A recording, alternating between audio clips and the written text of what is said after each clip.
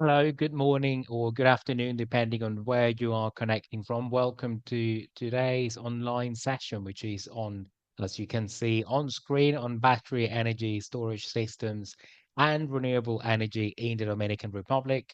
Um, Today, we have two experts who are going to tell us why this is a winning combination and what's the outlook for BESS and renewables in these Caribbean uh, market.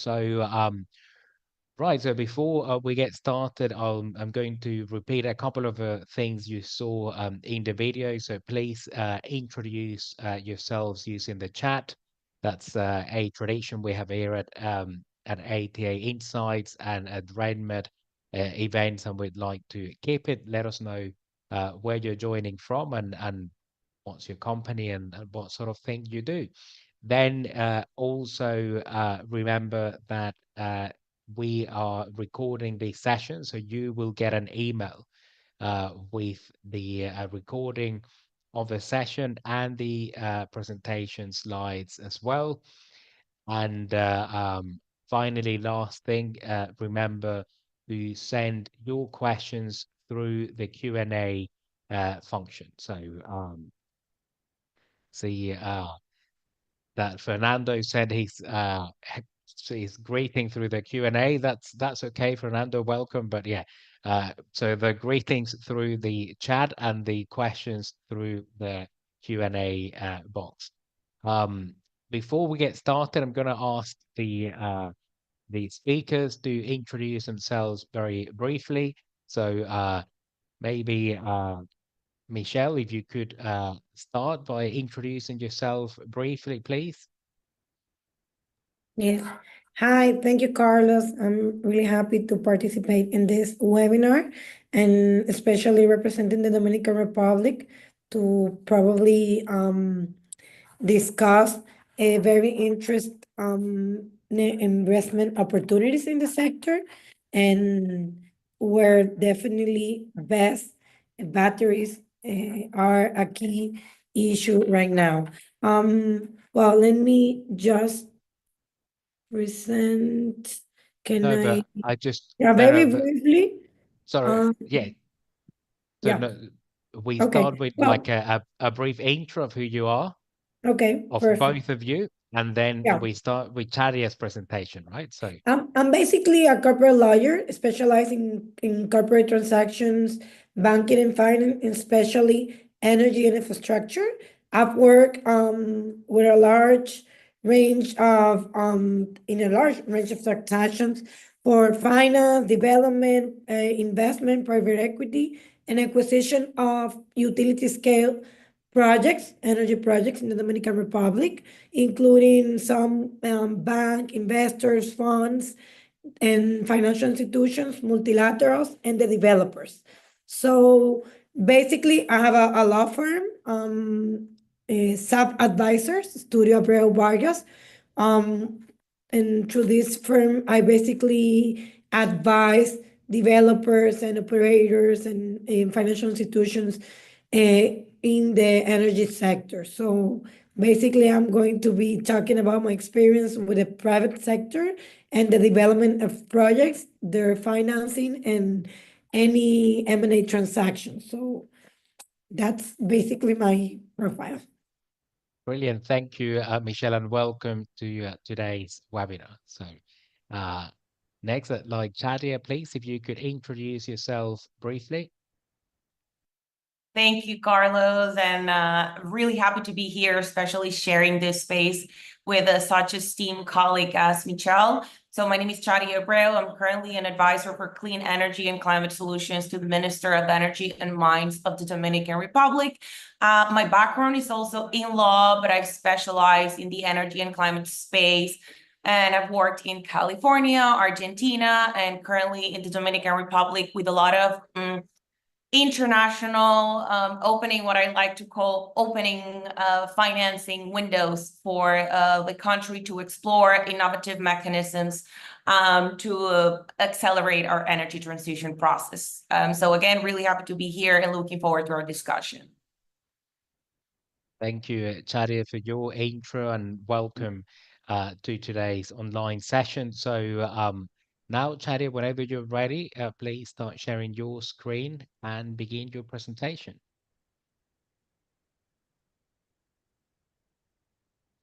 You can see that more people are joining and introducing themselves through the chat. So that's good. That's what we like seeing. So yeah, I can see your presentation, Chadia, is on full screen and okay, it's all clear. So over to you. Thank you. And so I would like to start by giving just a brief overview of the electricity sector in the Dominican Republic, because I see that we have a lot of international people.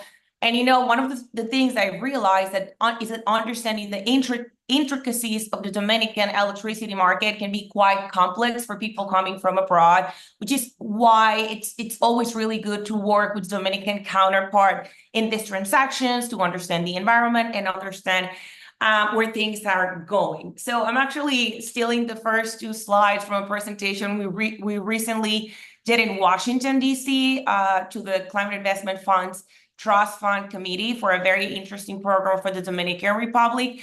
But here the point is showing that the country has committed itself to achieve a 25% of renewable energies by 2025, by the end of this year. And I'm happy to say that we are on track to meet that goal.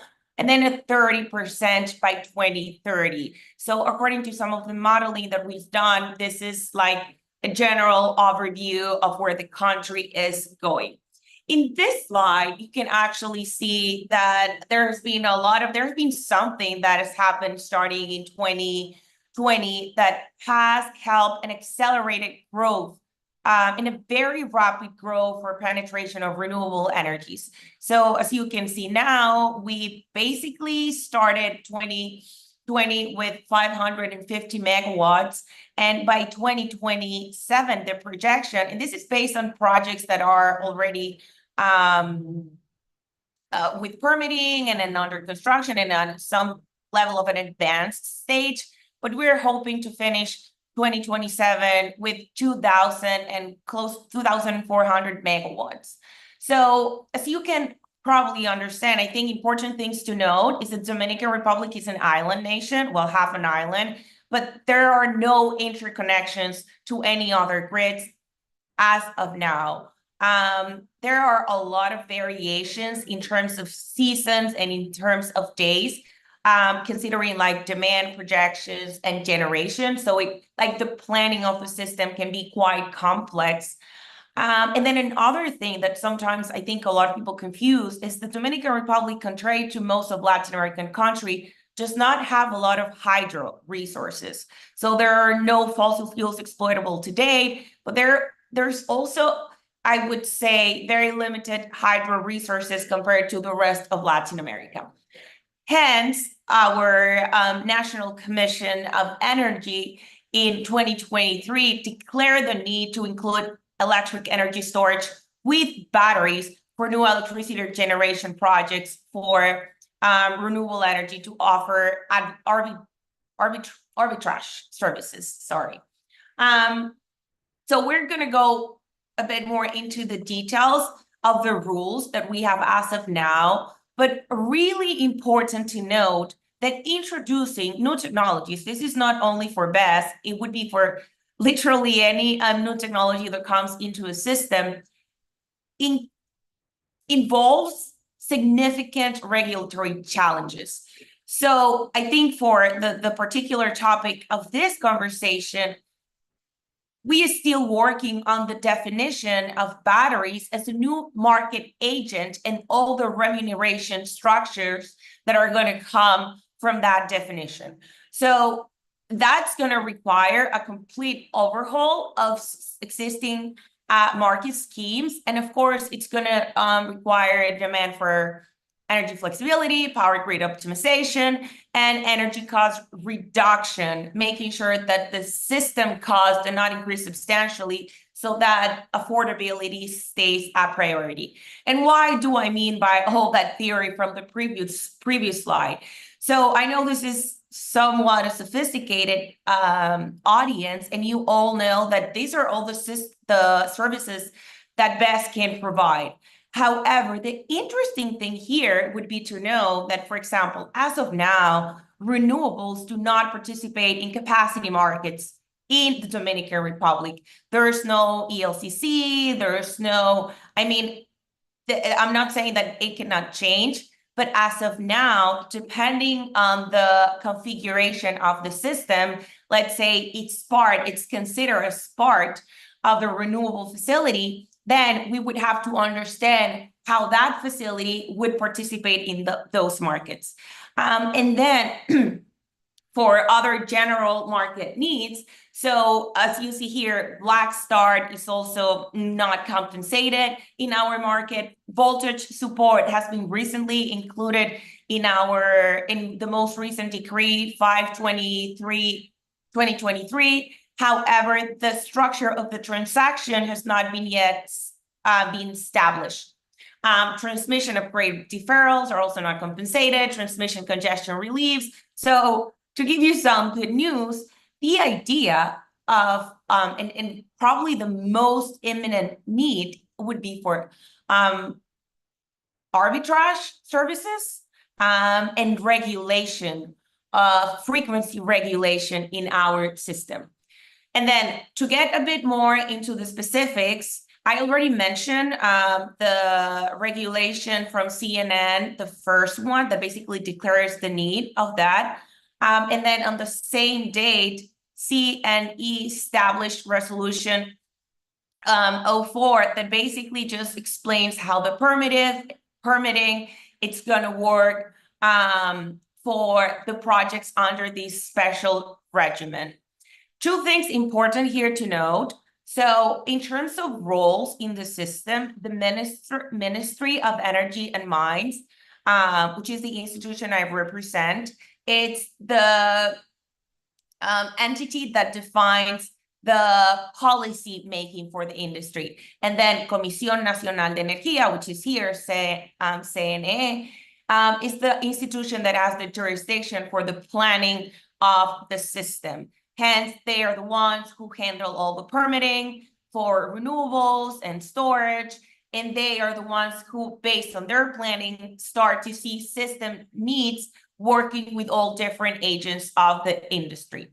Something really important to note is that just last year, these resolutions were updated to establish new conditions for processing the concessions under the special regimen. And it requires that all projects with installed capacities between 20 megawatts and 200 megawatts must include a 4-hour BESS to 50% of their installed capacity. In addition, that resolution grants the CNE the power to reject applications or require the joint presentation of projects from related companies that intend to use the same energy injection point.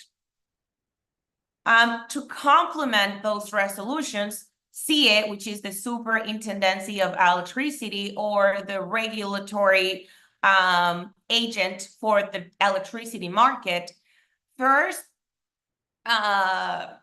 worked on Presidential Decree 521/23, from 2023, which modifies the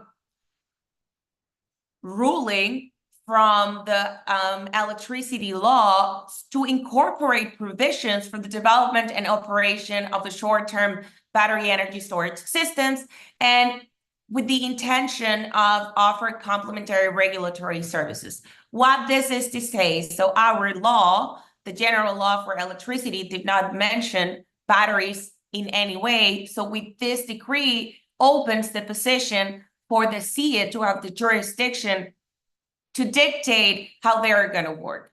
So in this long process of establishing how they're going to be compensated, what the rules for charging, discharging are, and a lot of this enabling framework that I'm going to mention next.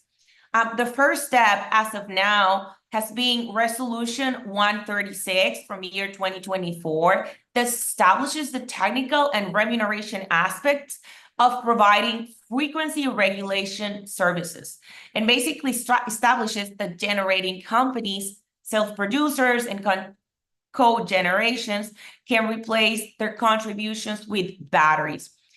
Maybe here, because we have a lot of people from many other systems, the way the frequency regulation works is that the law mandates that there's a percentage from 3 to 5% that every single load-serving entity or generation facility has to provide. So renewables, as of now, do not have that obligation under our current regulation, but if they add storage to their systems, they would have the opportunity to participate in the frequency regulation scheme. So this would be my last slide, and I want to take a couple of minutes here because this explains a bit of what we are working on, or what the CIE is working on in terms of regulation, this enabling framework that it's necessary to basically understand how batteries are going to work in the system. So first, a general definition. Basically, will it receive treatment as generation or as demand? And what are the applicable standards? In terms of operation of ownership, this is one that we're learning a lot from benchmark, from other systems. Basically, the need to clarify who is authorized to install and operate the assets, and whether the system operator can operate the BESS and under what conditions. Charges, what charges are going to apply to batteries. Access and connection, basically considering if the treatment in terms of access and connection would be considered generation or demand. And remuneration services. This one is a very important one because one of the main goals of the regulation is that at some point there's the opportunity for revenue stacking of complementary services and markets in which the batteries can participate. However, this is proving to be really tricky because the higher the time of the storage, the higher the price. And finding that balance between different rules, whether to formally establish this definitions or to let the private sector start to do like this trial of what works the best for them. It's something that we're currently working on. And finally, permitting and control. So just understanding the whole procedure for processing and authorization and supervision of projects. So as soon as all of this is clear, or I would say more than as soon, in tandem or in parallel, the government is working to understand for potential bidding processes, what is the need of BESS, location, capacities, and where it would be the most beneficial for the system, and in what configuration it would be the best for the system to install these systems. I'm going to leave it here so that we have a really good opportunity to go into a more in-depth discussion and understand maybe what are the specific questions that the audience has.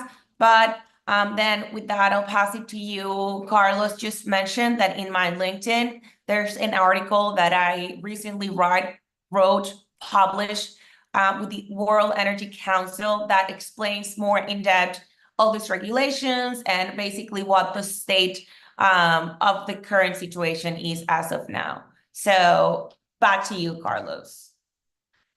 Oops. Great. Thank you very much, Chadia, for your presentation. And I'll definitely check that article out later on. As you good reminder to the audience, Chadia, that you can, for those of you who are watching us, do send your questions through the Q&A. there is already one question there, and I'm sure there will be more. And I have a few myself. So Michelle, whenever you're ready, please start sharing your screen and begin your presentation. Of course. Think. Okay. Is everybody? I Can can you see it. see? Yeah, it's not on full screen yet. So Okay. Okay. Let if me. you press there, Perfect. there you go. Perfect. Okay. Perfect.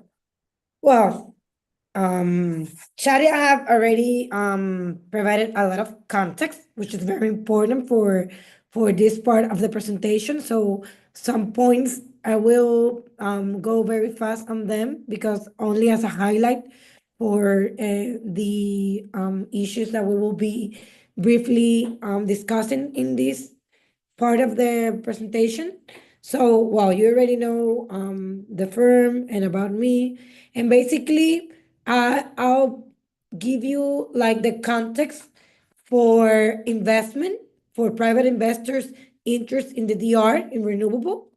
And first thing it's important to understand is how the market have been developing in the last maybe 3 years or four, and in terms of how the regulation have impacted or influenced this market development, it is important basically to point out that both the executive branch, the central government, the CNE, as Chadia explained, as the let's say the entity that decide the political or the public policy for the market, and also SRE, the superintendents, have all let's say, build the path for the development of renewables in the DR in the last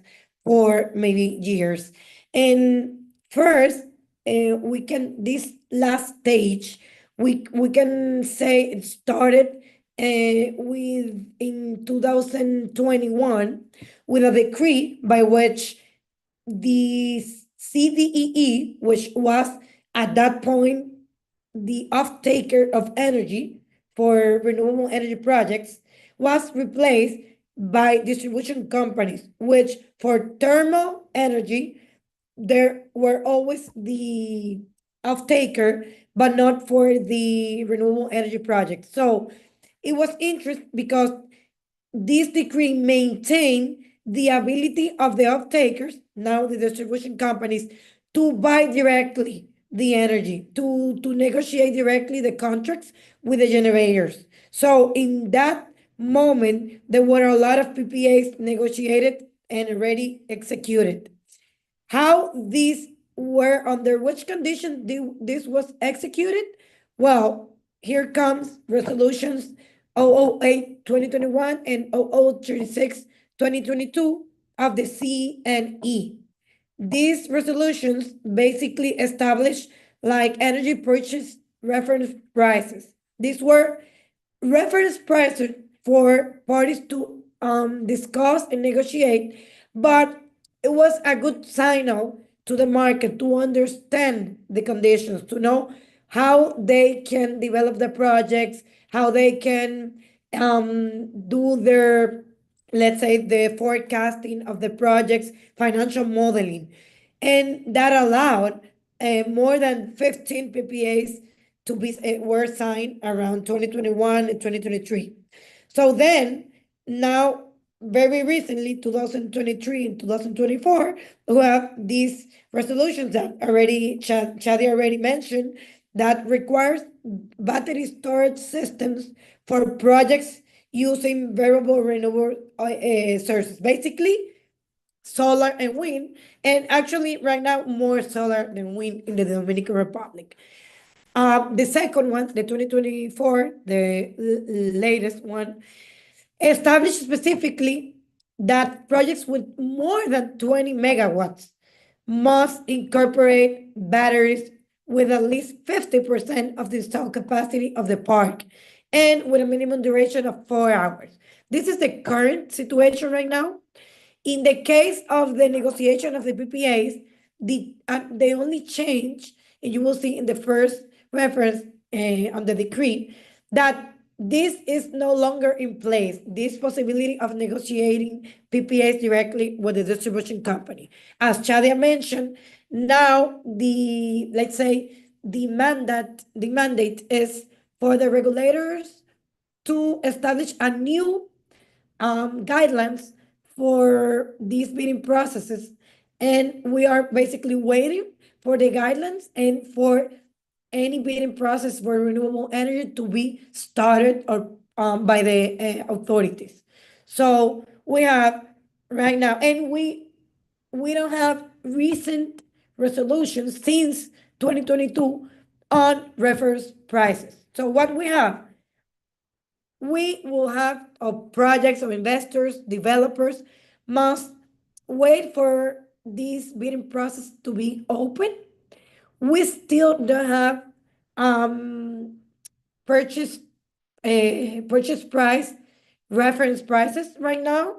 We are waiting for CNE to issue a new resolution. They've comment in some forums that they are working on that. This is not binding. These are not binding process and prices, but they contribute a lot to understand, for the market to understand, and especially because we currently have this requirement of using battery storage. That's why it is very important to have these reference prices, because this is a new cost for the project, new capex, and we and the investors need to understand how they're going to be paid for adding this energy storage component, and how they will model the project. So this is the situation right now. So as a result of all these changes, the truth is that we have more than 20 PPAs executed in the last 3 years. We expect that this new bidding process to be published very soon and have more PPAs executed. Dominican Republic is a great destination for investment, especially for renewable energy. We have growth of foreign investment during 2023 around 4.3 billion, basically. Political stability. We have economic growth tripled in the average of the region in the last 2 decades. And the economic climate is very stable and growth oriented. So we have a very interesting, good case for investment in renewable. A lot of growth, and not only economic growth in the country, but also Chadia even has more information on the current numbers of investment in renewable energy, specifically in the DR, and a lot of projects in the pipeline. We probably will have duplicate the installed capacity in the next 3 years. So what are the challenges for the investors and the developers?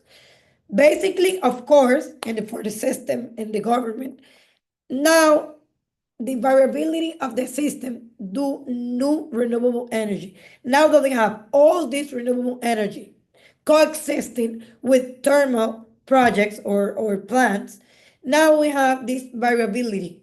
And that's why then we are discussing storage, batteries. The challenges for the developers and investors of utility scale projects is how the batteries are going to be used. Chadia mentioned a lot of potential uses, rules, technical rules on that, the need of more details on that, and the need of clear rules or criteria for any compensation around that. So in the case of the developers of utility scale projects, the key is the energy arbitrage. we understand, we know that there are also other uses for the battery system to provide services to the same system. Chadia mentioned a lot of that, but our focus, if we want to really have a very fast development of these utility scale projects, is the energy arbitrage. Why? Well, because BESS for energy arbitrage is the most key element or component to guarantee reasonable profitability of the projects. And why? Because the useful life of a battery is determined by charging cycles. We are assuming that we have a very clear, let's say, projection of how these cycles are going to behavior in the system, because we know that we basically, a solar or wind project, especially solar, is going to dispatch energy in the morning probably, and storage then provide energy, inject energy in the night. So the cycles, the charging cycles are very stable, very predictable. But if we also use those batteries to provide services, then we will have these charging cycles not as stable as if you only use it for energy arbitrage. And there might be other standalone battery system that might be used for services. But the concern for developers of utility scale projects is how their best system are going to be used. So when you use these, we have these cycles, very variable, then the useful life of the battery, of course, will be reduced. You will have a battery degradation, progressive loss of battery capacity, then it will increase O&M and CapEx. So the profitability of the project will be impacted. And all this must be considered in the PPA prices for projects using BESS.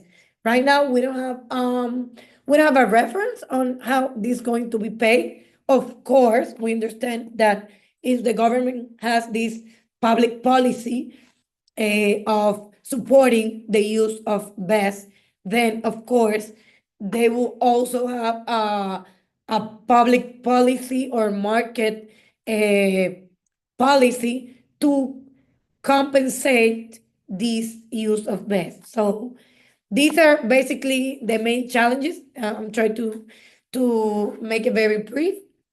And now, I don't know, Carlos, if you have any Q&A space, or just open to receive any questions through email that you might collect from the public. Yeah, brilliant. So thank you very much, Michelle, for your presentation. That was very insightful. We do have a few questions on the Q&A box. So I think we'll pick some of those to start with, and then we'll answer as many as we can in the next 25 minutes or so that we have here. So there is a question by Luz Ochoa, which is she's asking, so what's the timeline for projects already established that are larger than 20 megawatts? Do you comply with the resolution and install the 50% BESS capacity with the plants? So correct me if I'm wrong, Michelle and Chadia, but I believe that this requirement of 50% BESS is for new projects, right? Not Correct. projects that are already in operation. Okay, exactly. For new concession, perhaps, yeah. Right. Okay. So it's for new concessions. So I think that answers the question, right? So then yeah, there is a question. Carlos, just a bit of Chadia. clarification there. Sorry, it's correct. It's for new concessions, but there is the possibility of projects that are already established and would like to add storage to the project to modify their concession. It's not a requirement, but it is a possibility. And we already have some precedents. Okay, that's That's great. Well, that bodes well for the market, right? Because if people who don't have to, they're not required to install this capacity, want to install it, then that means that they must see an opportunity in installing batteries. So, um, and out of interest, so let's say that I have a plant already, a PV plant, uh, I don't know, 50 megawatts for the sake of example, and I want to install batteries. Does it have to be 50% as well, or can I choose? Is that set in the any regulations or the law, or we don't know yet? I think the answer for that is that the directory of the CNE would look case by case, right? Because there's a lot of technical considerations that go under analysis for that decision. But it's usually what has been happening is that depending on the project, it goes back to the numbers of Resolution 004 from 2023. So I have not seen as of now one that says that it has to be 50% because they already had some I don't want to call them rights, but some level of rights based on when the project was installed. So the answer to this is that it's going to depend on the analysis and the approval of the directory of the CNE. Okay, then that makes a lot of sense. Then interesting question here about from Greg Adam, and it's about the whether the focus now is primarily on LFP style durations, so 2 to 4 hours, or whether there is you see any traction for longer duration projects, which would use other technologies. So. Yeah, I'm happy to take that one as well. It's a great question. So two things. The country is also working a lot on pump hydro, but because the EHEID, which is the hydro company, it's publicly owned, that is something that they are already working on. They already have a plan for those facilities, but this is something that there is a lot of focus on. And there's also a roadmap for green hydrogen. However, I don't think that's at the level of investment as of now. It's still like there's a lot of conversations, but I would say the main focus, it's still BESS. He's referring to lithium phosphate. I think the regulations as of now refer to batteries, agnostic of what kind of chemistry they use, but I would say that internationally lithium is still being proved to have the less round trip efficiency. So I would say at least it's the ones that we are seeing as of now in the country to being used. And the requirement for CNE, it's minimum 4 hours. So this is not to say, again, that there can be some flexibility in terms of like the projects that already have concessions, but as of now, that is the requirement, 4 hours. Okay, great. Yeah, that's good. Good to know. Michelle, I don't know if you'd like to add anything to this, or should we go to the next question? Next question. Okay, great. So there's a question here by Jason. He's asking, can you confirm that disco PPAs are no longer permitted?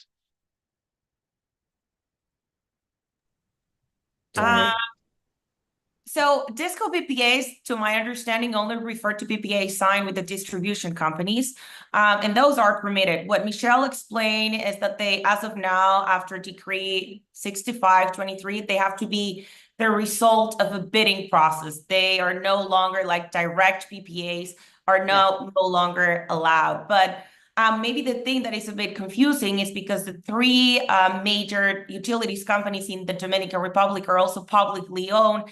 They have their like administration council or their board of administrations, correct?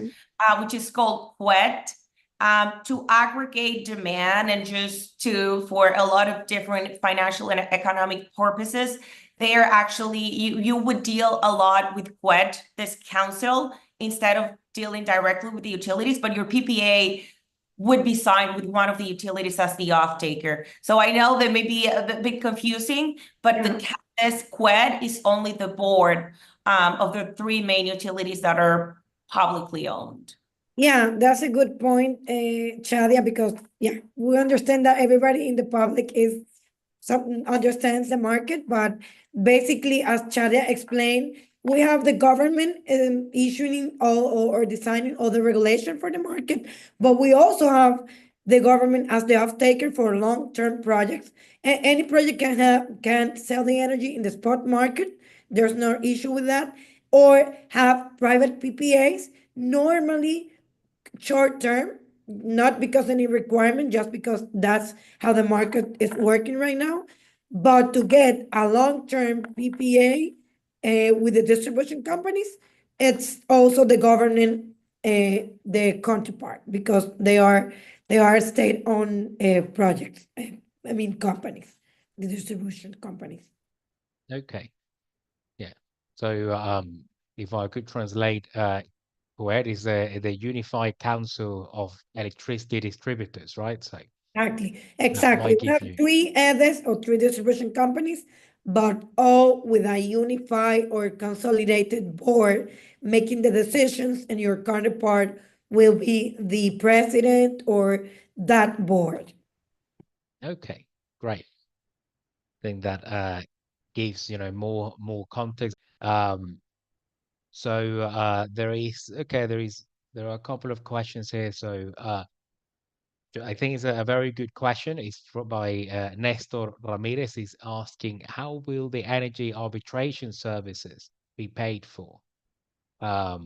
Will there be contracts or tenders for the purchase of batteries by the distribution companies? Well, those are two questions in one. But let's start with the first one. So how does arbitration get remunerated, and how does it work in the Dominican Republic?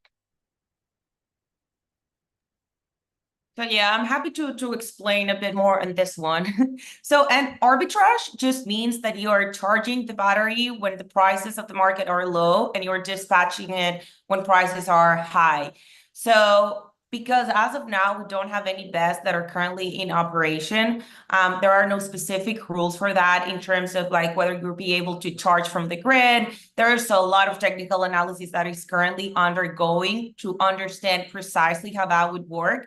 But the compensation of energy arbitrage would basically mean that if you have a paired system, so like a storage facility plus BESS, I think now it's a very good time to have a BESS and as a hybrid, because like people who are a bit more following the Dominican market, probably starting to see that there are some curtailments starting to happen, because in general the system demand is very low January and February compared to like the peak months of October. And then for system securities, I mentioned in my presentation, the process for limiting generation and how it's working. But the idea is like, instead of curtailing that energy, you store it and then you dispatch it at the times when the spot market is substantially high. So if there was someone who would like to do that as of now, that doesn't really require too many rules, as long as you're charging from the renewable source. There are a lot of other things that need to be decided in terms of like how the possibilities of charging from the grid. But if you would want to do that right now, which is what I mean, this is my personal opinion, it's not the ministry's opinion, but it's what I think we see a lot of developers that are already asking for concessions with paired storage. So I hope that answers the question, but the answer is just like energy arbitrage is just benefiting from the difference in prices in the market when you have high peak spot prices. Thank you, Chadia. Michelle, I don't know if you'd like to add to this. No. Definitely just that question is like the big question in the market. So Yeah. we don't have right now any prices for that, and that's what will, let's say, move the needle in the market in the few months. So, one of the things that I have heard at a previous webinar is that correct me if I'm wrong, right? I'm not, I'm obviously an outsider and not, I might not have understood all the details correctly, but what I understand is that in many cases you have you could like yeah from your PV system you could store energy and then dispatch it later on, but that you wouldn't really capture with your BESS a price differential that you would get paid the same amount of money. Is that right? Is that how it's is That's a set up very now? good point, but that's only for facilities that have PPAs. Right. So the PPAs, and this is where it starts to get complex. So the renewable PPAs in Dominican Republic with the utility companies are based on injected generation or energy generated. So there's meter that accounts of how much energy at some point of interconnection of how much energy it has been injected into the system. And because if you have a pair facility, right, there would be only one point of interconnection to the grid, then it would mean that any energy that passes through that point would still be paid at the price of the PPA.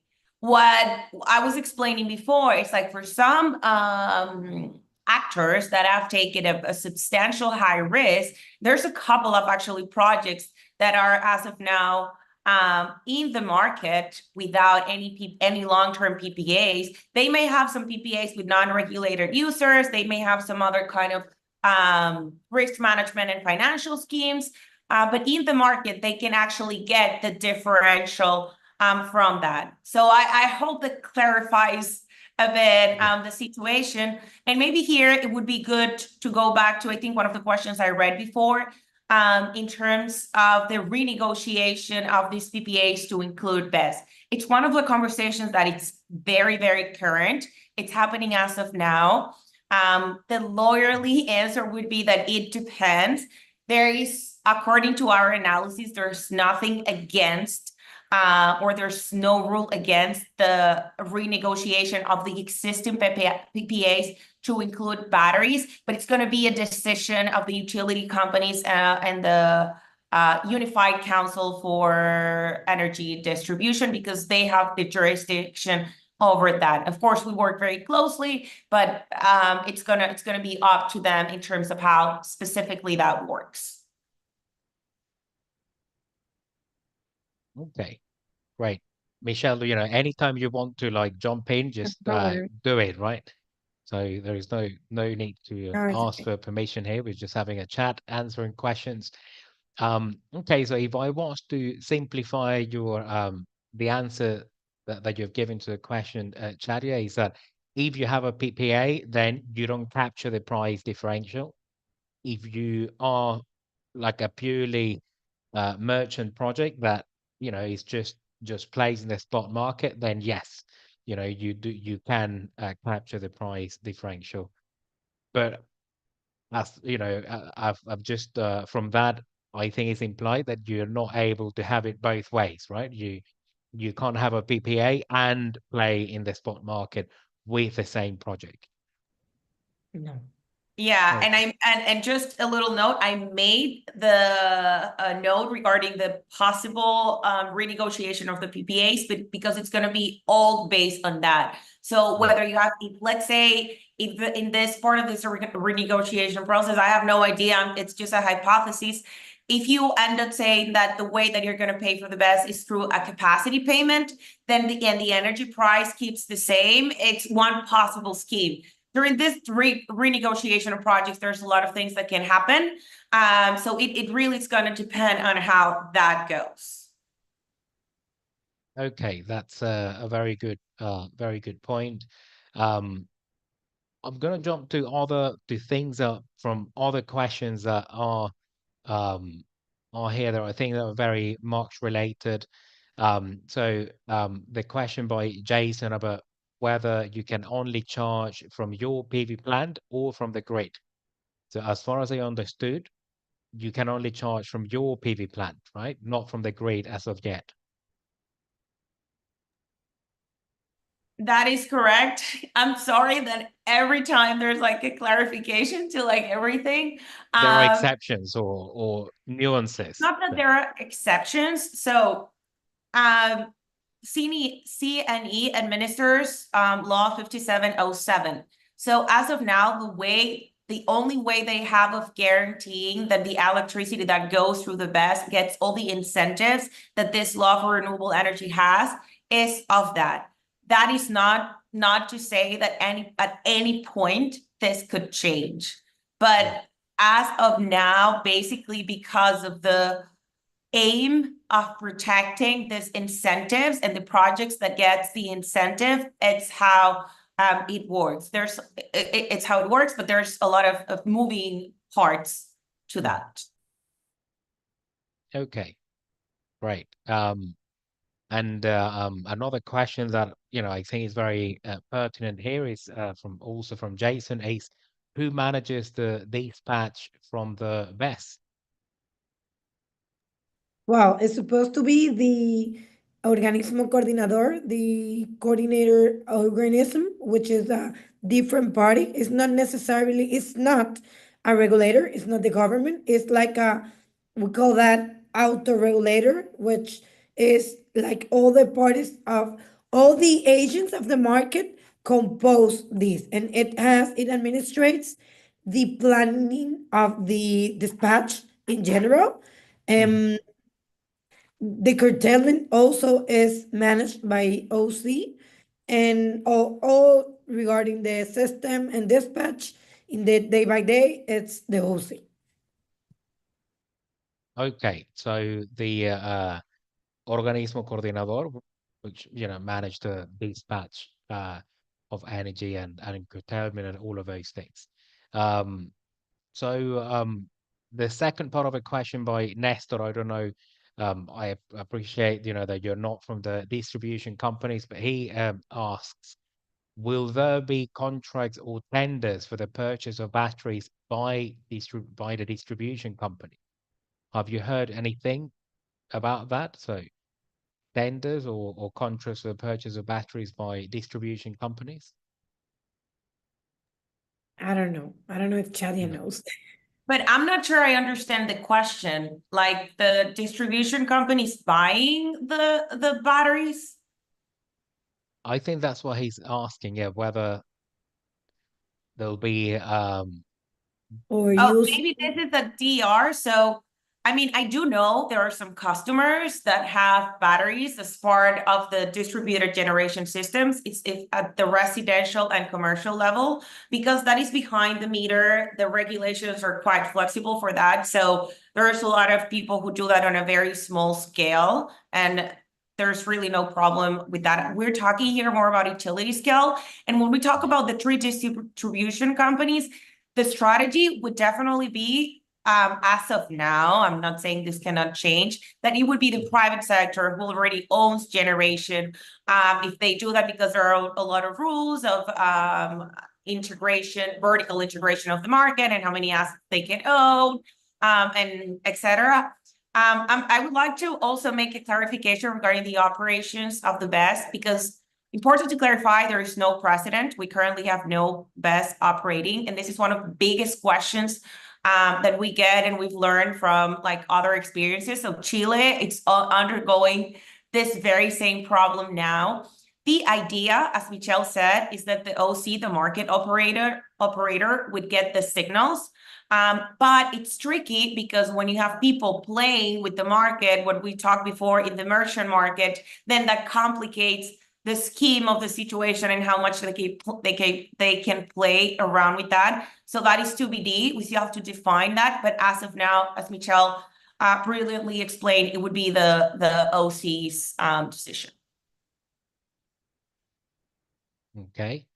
So someone is asking here, when do you think that standalone would be implemented? There are conversations about having regulations to enable standalone batteries. I don't know when, but SI just issue a regulation or not regulation, maybe guidelines on the possibilities of a standalone batteries for providing services, not for arbitrage, maybe frequency regulation and other services. But I don't know the status of that, and it doesn't refers to price or anything. And Chadia, you might have more information than me. Yeah, this is also, I'm so sorry. I feel that all the answers require a lot of context. So there has been a lot of conversation for batteries as a transmission asset.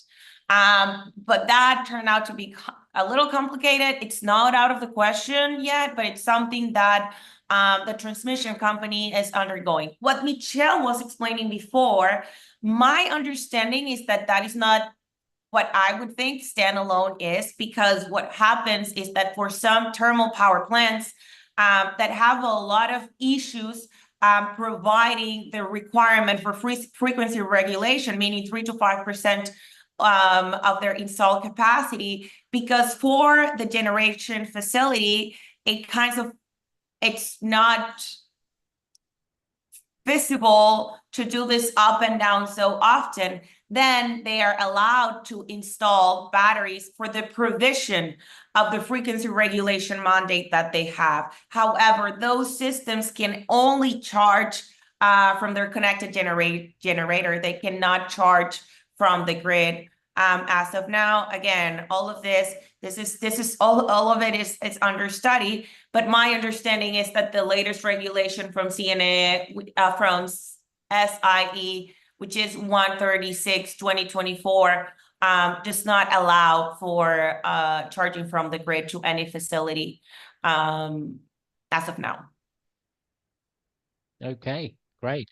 Thank you very much. I think we have just kind of run out of time right now. So I'd like to thank everyone who's been watching us today. And thank you, Michelle and Chadia, for your inputs. Just to clarify one last thing for people at the audience, this webinar has focused on utility scale. I do understand that there is also a distributed scale energy storage market in the Dominican Republic, but that's a different set of rules and a different set of regulations as well. So, but yeah, thank you very much. I don't know if you have any parting words for the audience. On my end, just come to the activity on June 4th and 5th. There's really going to be a lot of people from all the different sectors. So hopefully the conversation is it's a bit better in terms of understanding exactly what everyone's working on and how all this thing come together to give the right signals to investors. So yeah, that would be my last word. Just hope to see you here in June 4th and 5th.